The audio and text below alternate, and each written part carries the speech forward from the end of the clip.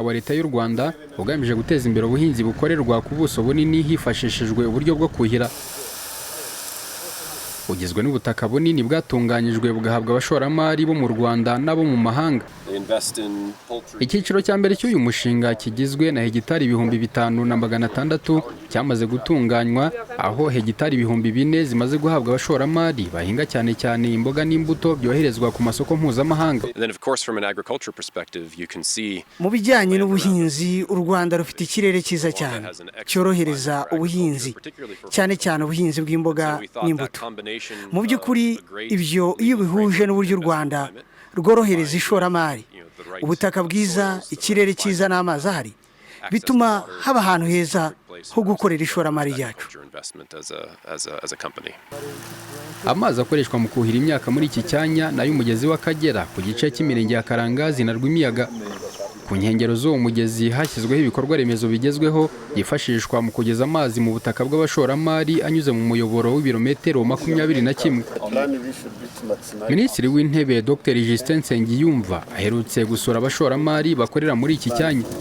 Kimwe mu byo bamugaragarije bibangamiye imikorere yabo ni ikibazo cy'igiciro kiri hejuru cy'amazi yifashishwa mu kuhira. Ikibazo cy'amazi twagiye tukiganira n'abayobozi, ariko nuko twifuza ko mu by'ukuri ikiguzi cy'amazi cyagabanuka kuri metero kibe, kuko iyo urebye ikiguzi cy'amazi ku kiro kimwe cy'ibintu duproducinga usanga mu by'ukuri amazi akihenze cyane.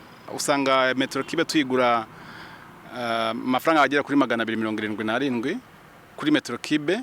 Wareba rero yifashize hectares hafi 200 kumena amazi buri munsi, mu by'ukuri urumva yuko ayo mazi ikiguzi kiba kiri hejuru cyane.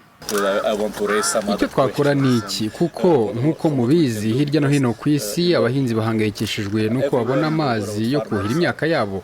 Natwe hano ubu dufite ikibazo cy'amazi ahenze, ariko turizera ko hari igisubizo kizaboneka. Kuri ibi hiyongeraho ko abashoramari bishyura aya mazi mu madolari. Minisitiri w'Ubuhinzi n'Ubworozi Dr Ndabamenye Therese Fall yavuze ko guverinoma igiye gukomeza ibiganiro n'abo bashoramari ndetse n'inzego bireba kugira ngo harebwe uburyo igiciro cy'amazi n'izindi mbogamizi zigaragara muri uyu mushinga byabonerwa ibisubizo birambye. Baragaragaza ko igiciro cy'amazi kizamuka, ariko twaganiriye ko tuzajya tubihuza n'icyo bakuramo.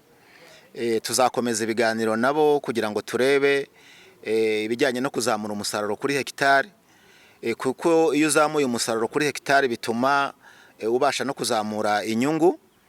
Ubwo turakorana ibiganiro turebere hamwe aho twahurira ku bijyanye n'igiciro cyabera bari abashoramari ndetse n'ibindi bibazo baba bafite. Ibiganiro bizakomeza kandi twumva tuzabona umusaruro n'umwanzuro ufatika. Umushinga wa Gabiro Agribusiness Hub washowemo miliyari 100 z'amafaranga y'u Rwanda. Nyuma yo kurangiza gutunganya icyiciro cya mbere cy'uyu mushinga, ubuyobozi bwawo butangaza ko hagiye gutangira ibikorwa byo gutunganya icyiciro cya kabiri kigizwe na hegitari zisaga 10,000, nazo zikazahabwa abandi bashoramari mu rwego rwo kurushaho kongera umusaruro w'ubuhinzi. Valence Niyonkuru, Televiziyo y'u Rwanda mu karere ka Nyagatare. Itsinda ry'inzobere 35 zo mu nzego z'ubuzima mu bihugu 7 byo ku mugabane wa Afrika